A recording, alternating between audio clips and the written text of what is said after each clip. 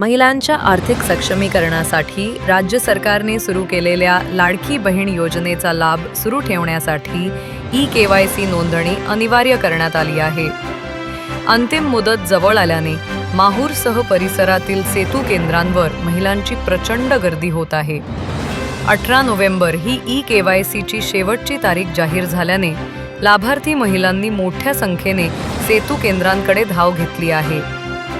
दिवसभर रांगेत उभ्या असलेल्या अनेक महिला घरून भाकरी बांधून आणत असून झाडाखाली बसून जेवण करत आहेत. एकाच वेळी मोठ्या प्रमाणावर महिलांनी लॉग इन केल्याने सर्व्हर मंदावला असून प्रक्रिया रखडली आहे.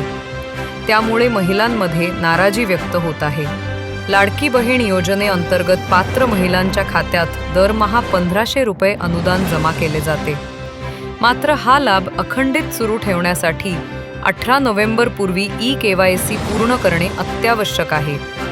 सेतू केंद्रांवरील वाढत्या गर्दीमुळे महिलांना उन्हात उभं राहावं लागत असून अनेक ठिकाणी अराजकतेचं चित्र दिसत आहे.